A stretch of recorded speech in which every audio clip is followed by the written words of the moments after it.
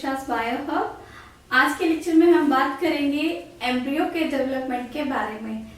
Last lecture में हमने पढ़ लिया था कि एंडोस्पर्म का डेवलपमेंट कैसा होता है, किस क्या क्या उसके टाइप्स होते हैं, वहां हमने लास्ट लेक्चर में डिस्कस कर लिया था। नाउ अब हम देखेंगे कि एम्ब्रियो का development in case of dicots कैसे होता है।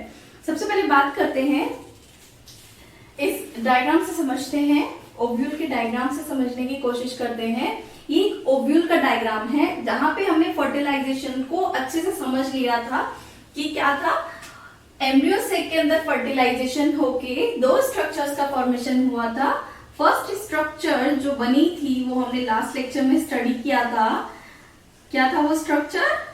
एंडोस्पर्म। लास्ट लेक्चर में एंडोस्पर्म का फॉर्मेशन हो गया था, ठीक है। ये था हमारा एंडोस्पर्म, क्लियर है। इस एंडोस्पर्म के नीचे अगर आपको याद होगा थोड़ा बहुत कि ये एक एम्ब्रियो सेक था, ठीक है, ये एक एम्ब्रियो सेक था। यहां पे एक एग सेल थी जो क्या करती है, जाइगोट का फॉर्मेशन करती है, ठीक है। एंड सेंटर में पोलर न्यूक्लियाई से किसका फॉर्मेशन हुआ था? एंडोस्पर्म का, क्लियर है।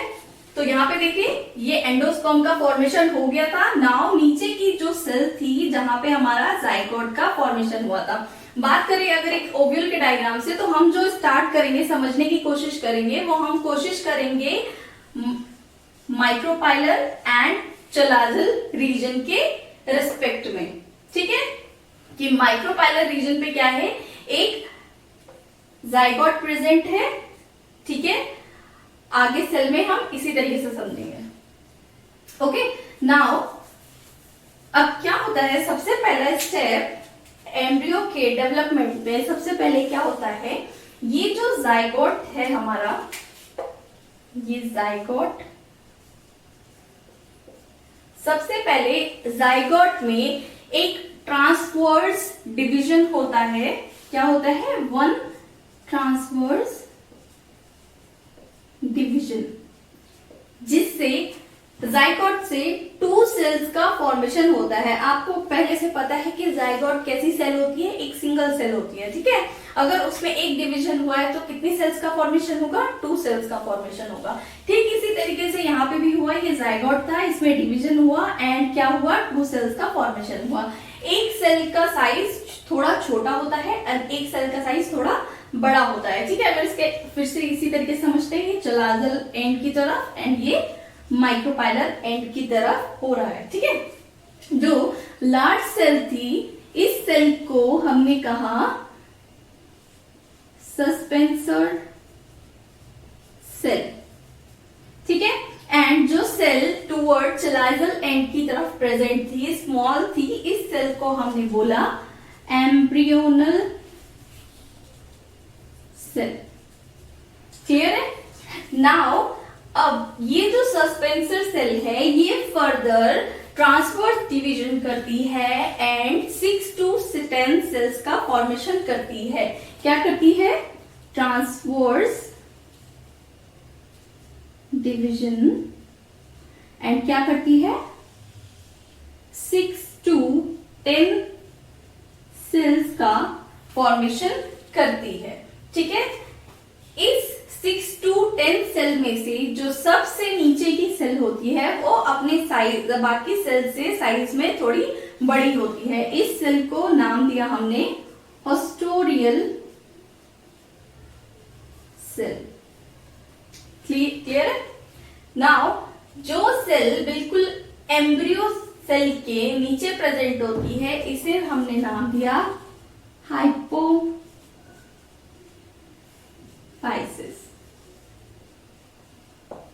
ओके।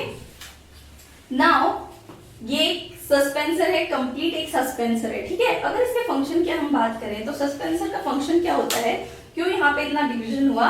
बेसिकली ये सस्पेंसर क्या करता है, जब एम्ब्रियो कंप्लीटली डेवलप होने लग जाता है, एम्ब्रियो का डेवलपमेंट होने लग जाता है, तो क्या करता है ये सस्पेंसर एम्ब्रियो को पुश करता है टूवर्ड दिस एंडोस्पर्म। एंडोस्पर्म की तरफ क्यों पुश करता है? क्योंकि एंडोस्पर्म ही क्या करता है, डेवलपिंग एम्ब्रियो को न्यूट्रिशन प्रोवाइड करता है। ठीक है, क्योंकि अगर वो डेवलप हो रहा है तो उसको एनर्जी की रिक्वायरमेंट होगी, फूड की रिक्वायरमेंट होगी, है ना। तो वो उसे कहां से मिलता है? इस एंडोस्पर्म से मिलता है। एंड इस एम्ब्रियो को पुश करने का काम कौन करेगा? ये सस्पेंसर। ठीक है, नाउ अब ये जो एम्ब्रियोनल सेल है ये फर्दर क्या करती है? डिवीजन करती है। अगर इसके डिवीजन की बात करें तो यहाँ पे दो तरीके से डिवीजन होता है। टू वर्टिकल डिवीजन होते हैं, division, and one transverse division होता है।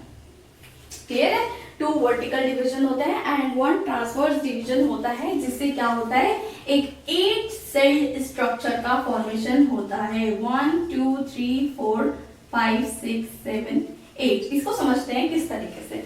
ठीक है, आपने एक एप्पल लिया, एक सेब लिया, अगर आप उसको कट करें, कैसे? पहला सीधा आपने कट किया 1, देन 2, कितने पीस हुए एप्पल के? 4 पीस, राइट। आप ऐसे ही तो एप्पल को कट करते हैं ना। देन ये एप्पल को आप एक ट्रांसवर्स सेक्शन में कट करें तो कितने पीस हो जाएंगे एप्पल के? 8 पीस हो जाएंगे। तो ठीक यहाँ पे भी उसी तरीके से डिवीजन हुआ है। ठीक है, इसे हमने कंप्लीटली फ्रंट से दिखा दिया है। ठीक है, तो यहाँ पे क्या होता है? 8 सेल्स का फॉर्मेशन होता है। इस स्टेज को हम कहते हैं ऑक्टेंट स्टेज। ठीक है, इस स्टेज को क्या कहते हैं हम? इस 8 सेल्ड स्टेज को हम बोलते हैं ऑक्टेंट स्टेज। ठीक है, नाउ इस ऑक्टेंट स्टेज में हाफ सेल 4 सेल्स ऊपर की तरफ प्रेजेंट होती है। अगर हम इसको एक लाइन समझिए, एक लेयर समझिए, इसको एक लेयर से समझने की कोशिश करें तो एक लेयर ऊपर की तरफ है, एक लेयर नीचे की तरफ है। ठीक है, इस लेयर में 4 सेल्स ऊपर की तरफ प्रेजेंट है एंड 4 सेल्स नीचे की तरफ प्रेजेंट है। अगर बात करें ऊपर की 4 सेल्स की तो इन सेल्स को कहते हैं इपी बेसल सेल।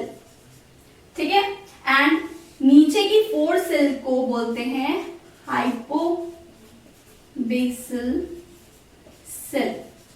ठीक है, इपीबेसल सेल, सबसे पहले इपीबेसल सेल का काम समझते हैं। इपीबेसल सेल का काम होता है प्लूम्यूल एंड कॉटिलेडन का फॉर्मेशन करना। ठीक है, क्या करती है इपीबेसल सेल? प्लूम्यूल एंड कॉटिलेडन को बनाती है। ठीक है, नाउ हाइपोबेसल सेल की अगर हम बात करें तो हाइपोबेसल सेल का काम होता है हाइपोकोटाइल एंड रेडिकल का फॉर्मेशन करना। ठीक है, प्लूम्यूल आपको पता है प्लूम्यूल का क्या काम होता है? प्लूम्यूल का काम होता है शूट सिस्टम को डेवलप करना। ठीक है, बात करें अगर रेडिकल की तो रेडिकल का काम होता है रूट सिस्टम को डेवलप करना। ठीक है, तो ये क्या करेंगे? इपीबेसल सेल करती है प्लूम्यूल यानी कि शूट सिस्टम को जो फर्दर डेवलप करेगा एंड कॉटिलेडन्स का फॉर्मेशन, एंड हाइपोबेसल सेल करती है हाइपोकोटाइल एंड रेडिकल का फॉर्मेशन। रेडिकल जो फ्यूचर में क्या करेंगी? रूट सिस्टम का फॉर्मेशन करेंगी। नाउ अब ये जो हमारी ऑक्टेट स्टेज थी इसमें क्या होता है? पेरिक्लाइनल डिवीजन होता है। अगर पेरिक्लाइनल डिवीजन में नंबर्स ऑफ डिविजन्स की बात करें तो यहाँ पे 3 पेरिक्लाइनल डिविजन्स होते हैं, यानी कि जो हमने एक बॉल लाइक एक एप्पल की बात की थी, ठीक है, वो अब क्या हो रहा है? सर्कुलरी कट हो रहा है। ठीक है, यहाँ पे हमने डिफरेंट कलर से मेंशन किया है किस तरीके से। 2 पेरिक्लाइनल डिविजन्स होते हैं।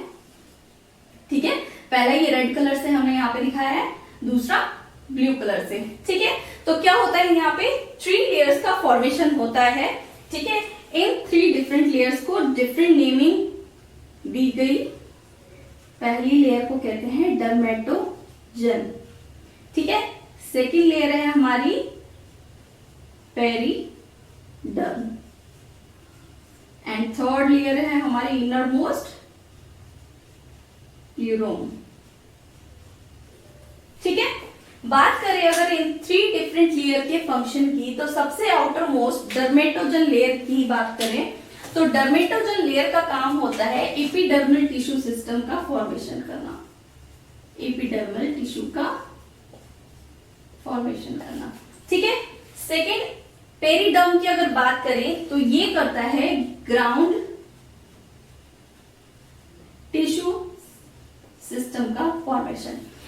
थर्ड, इनर मोस्ट लेयर करती है मेरिस्टेमेटिक या फिर बोले तो वेस्कुलर टिश्यू सिस्टम का फॉर्मेशन, ठीक है। ये 3 डिफरेंट लेयर क्या करती है, 3 डिफरेंट सिस्टम्स का फॉर्मेशन करती है।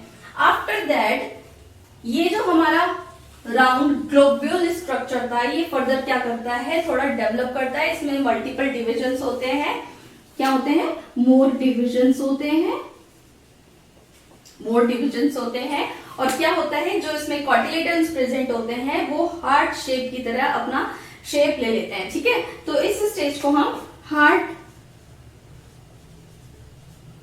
शेप एम्ब्रियो बोलते हैं, ठीक है। हार्ट शेप क्यों, क्योंकि क्या है, जो इसकी कॉटिलेडन्स है वो कैसे दिखाई दे रहे हैं, एक हार्ट की तरह, ठीक है। नाउ अगर बात करें इस स्ट्रक्चर में डिफरेंट स्ट्रक्चर्स की, तो क्या होता है, ये 2 स्ट्रक्चर जो आपको हार्ट जैसे दिखाई दे रहे हैं इन्हें बोलते हैं कॉटिलेडन, कॉटिलेडन्स, ठीक है। यहां पे कॉटिलेडन के बीच में प्रेजेंट होती है प्रिम्यूल, नीचे प्रेजेंट होता है रेटिकल, रेटिकल, ठीक है। क्लियर है इतनी बात। अच्छा, एक चीज और, यहाँ पे जो हमने हाइपोफाइसिस की बात की थी, हाइपोफाइसिस का काम होता है रूट कैप का फॉर्मेशन करना। क्या करना, रूट कैप का फॉर्मेशन करना। रूट कैप क्या होती है, रूट के ऊपर जो प्रेजेंट होती है, ठीक है, उसे बोलते हैं रूट कैप, ठीक है। क्लियर है इतनी बात। एक बार फिर से रिकॉल करते हैं, क्या था हमारा, एक ओव्यूल था जिसके अंदर प्रेजेंट थी आफ्टर फर्टिलाइजेशन 2 स्ट्रक्चर, एक एंडोस्पर्म एंड 1 जाइगोट, ठीक है। ये जाइगोट क्या करता है, ट्रांसवर्सली क्या करता है, डिवीजन करता है, 2 सेल्स का फॉर्मेशन करता है। अपर स्मॉल सेल को बोला हमने एम्ब्रियोनल सेल, नीचे लार्ज सेल को बोला सस्पेंसर सेल। नाउ ये जो सस्पेंसर सेल है ये क्या करती है, ट्रांसवर्स डिवीजन करती है एंड 6 to 10 सेल्स का फॉर्मेशन करती है। इन 6 to 10 सेल में से जो लोअर लार्ज सेल, अपने बाकी सेल्स में से क्या होती है, लार्ज होती है, उसे बोलते हैं हास्टोरियल सेल। एंड जो इस एम्ब्रियोनल सेल के बिल्कुल नीचे प्रेजेंट है, ठीक है, ये वाली सेल, इसे हमने बोला हाइपोफाइसिस। इस हाइपोफाइसिस का काम होता है रूट कैप का फॉर्मेशन करना, ठीक है। नाउ अब ये जो एम्ब्रियोनल सेल थी, ये एम्ब्रियोनल सेल क्या करती है, फर्दर डिवीजन करती है। कैसा डिवीजन करती है, 2 ट्रांसवर्स डिवीजन करती है, 2 वर्टिकल डिवीजन करती है एंड 1 ट्रांसवर्स डिवीजन करके 8 सेल्स का फॉर्मेशन करती है, ठीक है। इन 8 सेल में से 4 सेल ऊपर की साइड प्रेजेंट होती है एंड 4 सेल नीचे की तरफ, ठीक है। एक लेयर को अगर लेयर की तरह समझ के चले तो 2 लेयर्स का फॉर्मेशन करती है, upper and lower. Upper layer को हमने बोला epibasal cell and lower layer को हमने बोला हाइपोबेसल सेल, ठीक है। ये एपीबेसल सेल फर्दर फ्यूचर में फॉर्मेशन करेगी प्लूम्यूल एंड कॉटिलेडन का, एंड हाइपोबेसल सेल फॉर्मेशन करती है हाइपोफोटाइल एंड रेडिकल का। अगर प्लूम्यूल की बात करें, प्लूम्यूल का काम होता है shoot system banana, and radical की अगर बात करें, रेडिकल करती है रूट सिस्टम का फॉर्मेशन, ठीक है। नाउ अब ये जो हमारा ऑक्टेंट स्टेज एम्ब्रियो है, क्या करता है, 2 पेरिक्लाइनल डिवीजन करता है। पेरिक्लाइनल डिवीजन करने के बाद ये क्या करता है, 3 लेयर्स का फॉर्मेशन करता है। अगर बाहर से अंदर की तरफ स्टडी करें तो आउटर मोस्ट लेयर को हम बोलते हैं डर्मेटोजन। डर्मेटोजन क्या करती है, ये करती है एपिडर्मल टिश्यूज का फॉर्मेशन।